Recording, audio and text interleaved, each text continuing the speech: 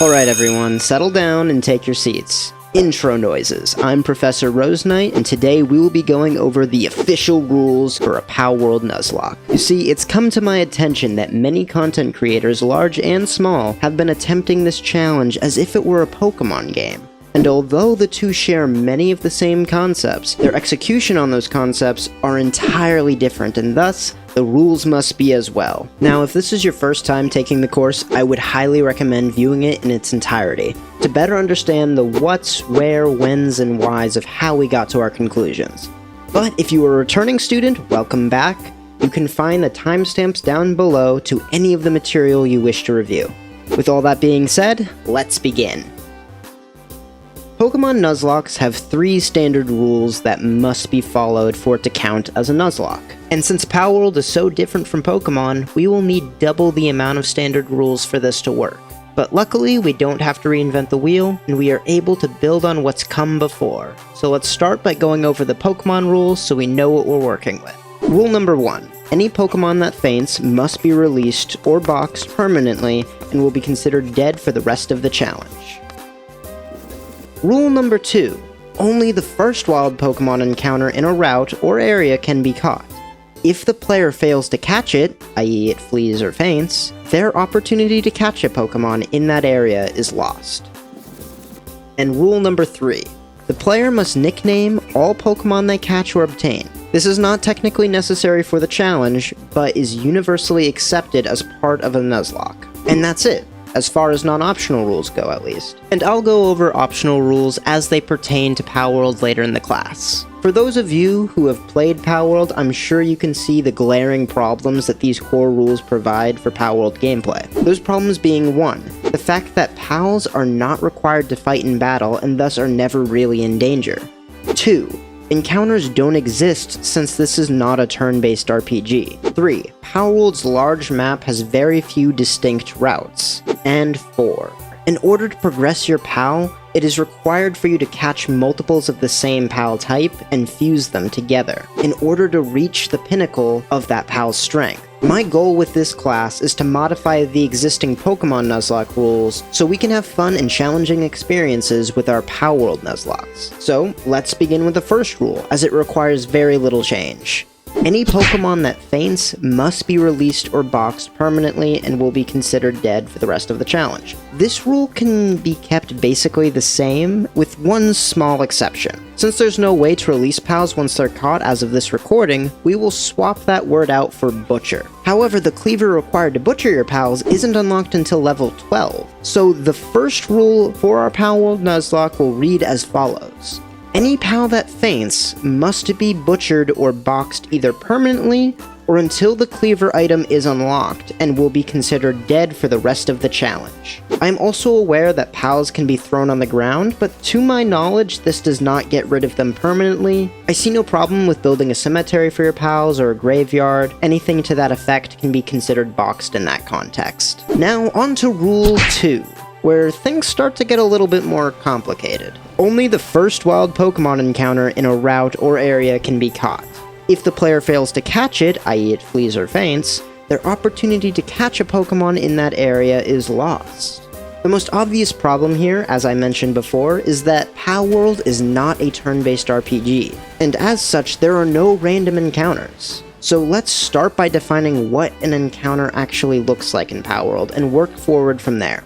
In Palworld, we can assume that an encounter counts as any time one or more Pals spawn or enters into your line of sight. Okay, that's great, but how do we know which Pal is your first encounter if multiple spawn on the screen at the same time? Well, to keep things as simple as possible, the Pal you're allowed to catch is the nearest Pal in proximity to you among the group you saw first. Also, if you see a Pal first, but see a Pal that's closer after adjusting your camera, then the first Pal you saw will be the Pal you can catch. That way, you can't go looking for better, more exciting Pals after spotting your first encounter. Okay, so with all that in mind, Rule 2 is as follows.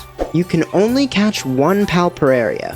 The one Pal you can catch has to be the first Pal you see. If multiple Pals are seen at the same time, then the closest one will be the only one you can catch. If the player fails to catch it, i.e. it flees or faints, their opportunity to catch a PAL in that area is lost. If you see a PAL in a new area before you enter it, that is still your first encounter for the area, and is the only possible catch opportunity in that area. I know it's not quite as simple as a Pokemon Nuzlocke, but not having the benefit of turn-based combat requires more specifications, so we're all on the same page and doing the same challenge. Now all that's left of the original Pokemon Nuzlocke rules is the player must nickname all Pokemon they catch or obtain. Too easy. Just swap Pokemon for PAL and we're all done. Except we're not.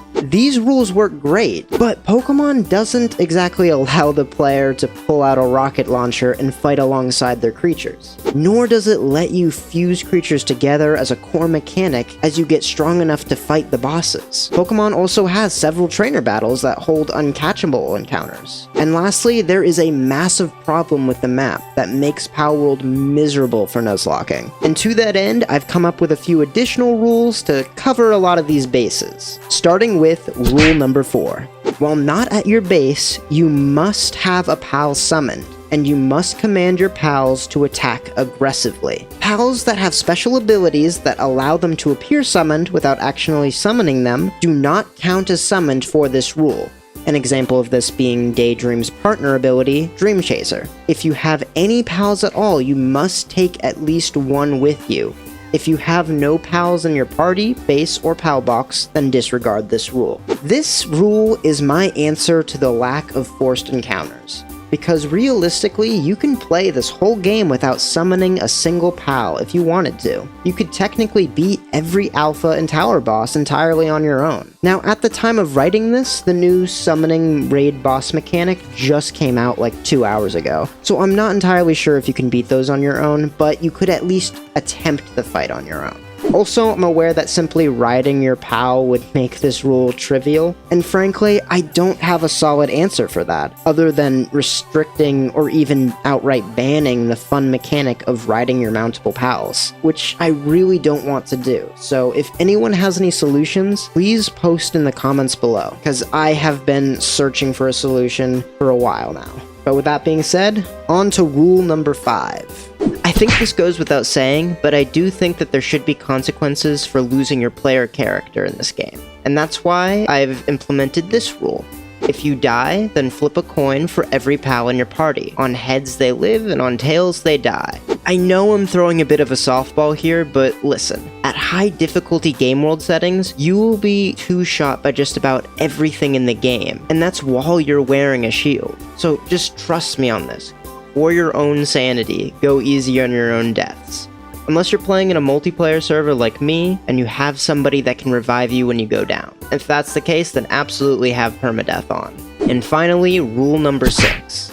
Humans, alphas, bosses, caged pals, eggs, and any pal found in a cave or dungeon do not count as encounters, and cannot be used in your party or at your base. However, rescuing pals from poachers, hatching pal eggs, or purchasing pals from merchants is allowed as long as these pals are only used for materials via butchering or fusing with pals that you have caught. The reason I'm allowing this is because the fastest way to level up in this game is through catching pals, and wouldn't you know it, saving them or hatching them gives the same exact bonus to experience as catching them normally would. Also, fusing pals is a core mechanic of the game, and allowing breeding and hatching eggs is the only way to realistically do that. As far as I can tell, the raid bosses are intended for you and your entire base to fight all at once. And if we're being honest, with this map as is, there is no way you can fill one entire base, let alone 3, so fusions are going to be necessary. As far as why you can't use them in combat or at your base, think of these PAL types as trainer battles. Some are required to finish the game, but none of them are catchable. That being said, I'm aware that this makes many of the best pals in the game unobtainable. So that's why I'm leaving an optional rule to ignore Rule 6 for cases of alphas that don't spawn in the open world as regular pals. But that also brings me to my next rule, and the start of my optional rules, most of which I highly recommend. Especially optional rule 1. Instead of using the pre-established map areas to define new catching opportunities, use fast travel statues instead. The intended use of this rule is for players to unlock the statue, teleport back to base to reset the POW pool, then teleport back to the new statue. From there, just follow through with standard rule number 2 to catch your POW. The reason I'm adding this is because there is a big problem with the map, and it's that the map is too big, and it just does not have enough named areas. And if you don't believe me, check this out. We have Windswept Hills, Seabreeze Archipelago, Bamboo Groves, Mount Obsidian, Twilight Dunes, Icewind Island, Forgotten Island, Moonless Shore, Verdant Brook, Marsh Island, Eastern Wild Island, Frostbound Mountain, Astral Mountain, Desiccated Desert, and the Wildlife Sanctuaries 1, 2, and 3. Which is only a total of 17 areas that are all super massive. And odds are you're only going to be able to get to the edge of these areas before you have to catch something. And I know what you're thinking. What about the named sub-areas? Like villages, sealed realm locations, syndicate towers, and churches. That would bring us up to a total of 41 unique named areas. But unfortunately, I already tested these areas to see which of them had POWs that would spawn within their borders. After setting the spawn rate to its max, I could only get POWs to spawn within range of the syndicate towers, which leaves a grand total of possible POWs in this Nuzlocke at 22.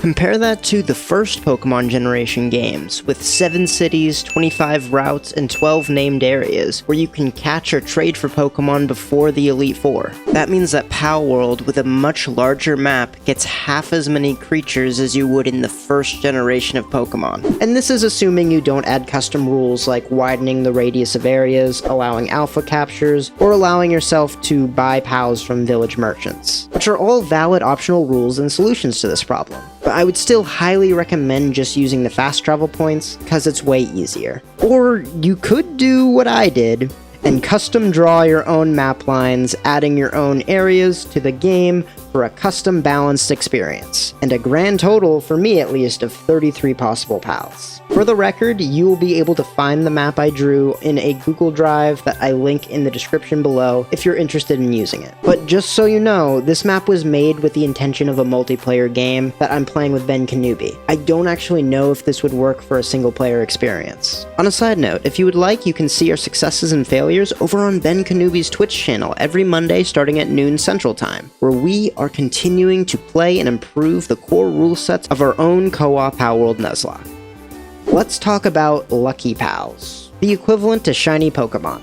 Okay, so I'm sure a few people don't want to hear this, but I would not recommend playing with a Lucky POW clause, since they are way too common. Me and Ben Kenobi seriously see 2 or 3 of these guys every time we stream our co-op Nuzlocke. But an optional rule I would recommend is optional rule 2. Your POW World Nuzlocke encounters do not officially start until you have crafted your first POW sphere. While playing with this rule, you can pick up POW spheres off the ground, but you cannot use them until you have crafted a sphere. What this rule does is it allows you to make a base before you have your first encounter, which, as a reminder, in the starting area, there are level 38 Mamorists just walking around. With a POW set to aggressive everywhere except your base, you'll get locked into a fight that you can't win and you'll be forced to restart, which is just unfun. Seriously, why did these guys even spawn here? It's the starting area. But that leads perfectly into optional rule number 3. POWs that are 10 or more levels higher than you do not count toward your random encounters. Again, because the Mamorist population in the starting area will ruin your fun and force a pointless restart. Optional rule 4, just a standard dupes clause. You're not allowed to have a duplicate of a POW that you've already caught. Or if you don't like the wording of that, you can choose to pass over POWs that you have already caught. Optional rule 5. If you die, then your run is over. I would only recommend this rule if you are leveling health a lot, or you're playing multiplayer and have somebody who can revive you. As a side note, the reviving process in this game only allows you to stay alive for 100 seconds before somebody can come get you up. So if, say, you and whoever you're playing with are far apart and you can't get to each other in time, then your run would be over, even if only one of you dies, since there's no way to reset one of you in a current playthrough. Optional rule 6. If all the POWs in your party die, then the run ends. This could be tough in the early game, but I don't see this actually being bad once you have a full party. Unless, optional rule 7, you can only swap your PAL during combat after the wild PAL you're targeting has used an attack. This was kind of a fun rule that I came up with. I just thought it was funny to turn Palworld into a turn-based RPG, even though it definitely isn't. Optional rule 8. You can retreat from combat by running away, and after a certain distance, at your discretion, you can recall your PAL and must resummon it immediately. This rule exists because of the large level swings within areas. In the early game, you'll find yourself running away a lot, but if you only have one PAL, then you'll find it's impossible to get it to stop fighting a battle you know it will lose. Optional rule 9. You cannot craft weapons or help your pals fight. This is an ultra hard kind of rule, considering the timers on tower bosses. I would say you can add any number of rules that outlaw certain weapons, or any weapon above a certain level of the tech tree, or maybe a rule that only allows you to use weapons you found schematics for, or something along those lines. The main goal of this type of rule is to only allow your pals to do the bulk of the fighting. And honestly, you can just reduce player damage and increase PAL damage in the game world settings to get a similar result. Just a fair warning though, PAL damage increases both party pals and wild PAL damage. Optional rule 10. I already mentioned this one, but again, it is as follows. Ignore Rule 6 for cases of alphas that don't spawn in the open world as regular pals. And now for the most important rule of all. Remember that this is a game, and none of these things actually matter. So whether you use the most hardcore version of these rules, or if you decide to break the rules and catch a lucky Dinossum even though it wasn't your first encounter, who cares? We are adding these extra rules to our games for fun. So if you're not having fun, then you should play by different rules until you are. With that being said, there's only one more thing to talk about before we're ready for our Palworld Nuzlocke. Whoa. Before we get into that, let's talk about this video's small creator shoutout! Sorry, I couldn't find a great place to transition to this, but for those of you who are new here, I shout out a small creator that is under 1,000 subs in every edited video I put on my channel. It's a way for me to highlight creators that I think deserve more attention. I was originally going to shout out Henriest, a great Twitch streamer who played a game of Hollow Knight Manhunt with me a little while ago. Go check out his Twitch channel to go watch that if you want to, but he went and made this masterpiece of a video that rightfully blew up his channel, so instead, we're going to shout out Super Bear Wars. All one word. Super Bear Wars is a Twitch streamer who also makes edited content here on YouTube. She has a VTuber model, and she plays a variety of games like Palworld, Traveler's Rest, Gigantic, and many, many more. Oh god, this is Dark Souls. This is just Dark Souls. She has wonderfully subtle editing that's not all in your face, great voiceover and mic quality, and I'd say if you're looking for a channel to relax to, or something to just put on in the background, absolutely go check her out. Links in the description. This looks lovely. This looks lovely. Looks like a great spot to curl up and sleep for a while. Go leave lots of likes and comments to help her get through the algorithm. And be sure to say Rose Knight sent you. Oh, and if you have someone you want me to shout out in a future video, be sure to leave their info in the Discord. I'll check them out, and if I like what I see, I'll shout them out in a future video. But with all that being said, on with the show. There's only one more thing to talk about before we're ready for our Palworld Nuzlocke. Let's talk about game world settings. What I personally have and why. I'll say it now at the beginning so there's no confusion later. My settings are for a 2-player Nuzlocke, and may not be optimal or fun for a single player experience. And also, most of my settings are there to reduce the grind required in the game and to prioritize PAL combat over player combat. But with all that being said, let's start at the beginning. The day and night cycle. I didn't change them since they don't matter for this challenge. If you want to have an oops all nighttime Nuzlocke or something along those lines, feel free, but otherwise this really doesn't make a difference. Next we have the EXP rate bar. Now this setting is extremely important. If you set it too low, you'll be stuck grinding without any ability to catch newer, stronger pals for a long time, but the game is at least playable that way. However, if you set the experience multiplier too high, well, now we're running into some problems. When you level up too quickly, you'll soon find that you are incapable of catching new pals. As it turns out, being level 20 at the start of the game makes you one-shot literally everything, especially since your starter is set to attack everything aggressively. They'll kill anything before you have a chance to get close. It's not impossible to play this way. You can modify your pal's moveset in-game so they don't do as much damage, but honestly, high EXP runs just weren't very fun to me. So what I set the stat to at the beginning of the game was between 3 and 3.8, and what I ended up doing was slowly raising it over time to mitigate grinding since it's my least favorite part of the game. I guess what I'm saying is don't be afraid to tweak this stat as you play until you find a perfect balance for yourself. Next up is the PAL capture rate. I set this to its max, and I'm gonna be honest, I still lose pals pretty frequently. I recommend you do the same since your pals will continue to attack if the wild pal escapes the pal sphere. Trust me, it's just better this way. You'll end up with a much more well-rounded party. And honestly, it's not even that large of a boost. It only multiplies it by 2, and you really can't afford to lose many pals. The next stat is pal appearance rate, which I have set to 0.8, mostly because I want it to be obvious what my first encounter is without making the game noticeably easier. Modify at your own discretion. Honestly, you can probably tell which pal is your encounter even when this is maxed out. Keep in mind that this will also affect your experience and material grinds pretty heavily.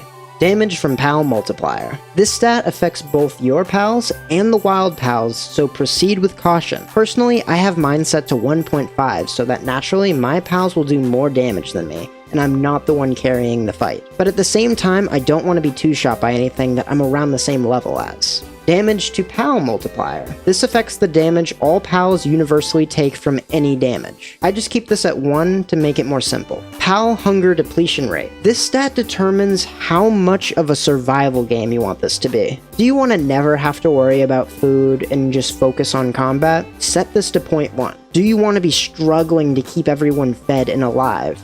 Set this to 5. I have mine set to 2 personally, since I kind of like that hunger has consequences, and I can't just regenerate all of my health immediately after every fight, since being full directly affects how quickly you and your pals heal over time. PAL stamina reduction rate. I think of the stamina as a fun meter in this game, and whenever the meter is empty, I stop having fun, and I have to wait for the fun to recharge. I set this to 0.1 in the game. I recommend you do the same. You'll thank me later.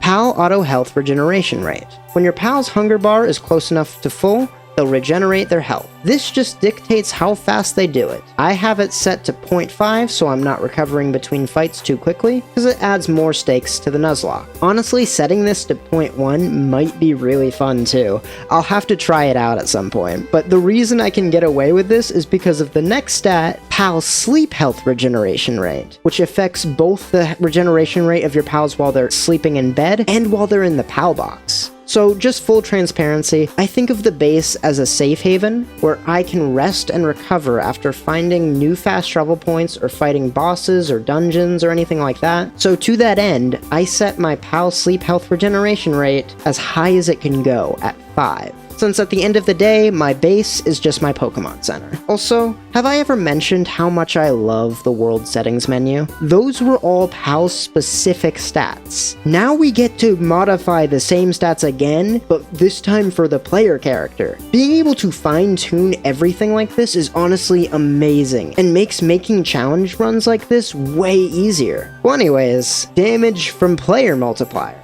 I lowered this just a little bit down to 0.8. Again, I want my pals to be doing the bulk of the fighting, but I don't want to be totally worthless out there. Damage to player multiplier. Be very careful with this stat because it stacks with the damage from pals multiplier. I set mine to ×2. Default hard mode is set to ×4, and I was getting one shot by literally everything with that multiplier, which made it impossible to catch my first pal since I had reduced my own damage. Make sure to focus on leveling health if you're going for a high damage multiplier, and keep in mind that no matter what level your shield is, it will always stop a one-hit kill from even touching your health bar, as long as there's a little bit of juice in your shield. Player hunger. I set this to 2, same as the pals, for the same reasons. I want this to be a survival-esque game for me. player stamina depletion rate, or as I like to call it, the fun meter depletion rate. I always set this as low as it can go at 0.1. My health regeneration bars, I set them identically to my pals. I don't want to recover while I'm out in the field, but if I'm resting in bed at my base, I definitely want to be able to recover to full as quickly as possible. Next up, we have damage to structure settings, which affects the health bar of your base structures and the structures outside of your base. I set mine to 0.5, which is as low as it can go, so I don't accidentally break anything. I've never really noticed raids directly targeting structures anyway, so it really doesn't seem to matter much if you set this as low as it can go. Structure deterioration rate. This affects how quickly things fall apart, specifically outside of your base. I always set this to 0, since replenishing those things just feels like busy work, and it's unnecessary and unfun. Max number of dropped items. This really doesn't matter, just set it as high as your computer can handle, and never think about it again. Gatherable items multiplier. This affects the things that can spawn lying on the ground. I set this to its max at the start of the game, so building my initial base doesn't take as long. Plus, you can find more pal spheres a lot easier this way. Obviously, if you don't want to have pal spheres spawning in the open world, just set this to 0.5, which is as low as it can go. It won't get rid of it entirely, but it will mitigate it. Gatherable Objects Health Multiplier. I would just put this at 0.5 at its minimum to reduce the amount of time it takes to mine rocks, ores, and trees, because it doesn't actually affect the amount of materials that are in them, it just increases productivity. As for Gatherable Objects Respawn Interval and Dropped Items Multiplier, I would just set those to their max at 3, because that will also increase productivity by giving you more items per resource. Next up, the Incubator Timer Stat. Honestly, in my opinion, there is no point in waiting for the incubator. Just set it to 0, cause waiting for the fun to happen isn't you having fun. Okay, so this next stat is probably going to get me into a little bit of trouble, and I get why, but just hear me out, okay? I turned off raids for my Nuzlocke. But before you go sharpening your pitchforks, to me it doesn't really make sense to put the Poké Center in danger. I don't like the idea of dying in a location that's meant to be my recovery area. It would be cheap and unfun to lose a pal to a random unpredictable event. And I know I could build a base on a mountain or just surround it with walls, but then raids wouldn't be able to get to me anyway, and what was the point of turning them on to begin with? The point of the Nuzlocke, for me at least, is to beat all of the tower bosses and alphas. That is where the challenge lies, not in getting swarmed by a bunch of self-destructing bees in my own home. Oh, and the last setting, that matters anyway, is the max pals working at base stat. Set it to 20 unless your computer can't handle that. The only thing it affects is the productivity of your base. Now, obviously all of these rules and settings are just guidelines. I set out to make a strong foundation so others can use it and build upon it, so you can make your games as fun as possible. If you're interested, you can find the rules, the map I made, and the game settings that I'm currently using in the description below, linked to my Google Drive. You can see/download the files from there. I hope that these rules are helpful for you, and you're able to have a fun, challenging Palworld playthrough. If you have any ideas for new rules that I might have missed, please leave a comment below. I'd love to hear it, and I'll add it in later. Oh, and for your homework, don't forget to like and subscribe so you can say you were a part of the channel before I hit 1,000. For extra credit, if you want to be super awesome and supportive, why not consider sending me a super thanks or becoming a channel member so you can hear your name at the end of each video, like Miranda Lentz and Wasabi the Rat. Thank you both so much for continuing to support this channel. I can't tell you how much it means to me that you're here. You give me hope that I'll be able to do this professionally one day. But until next time, outro noises.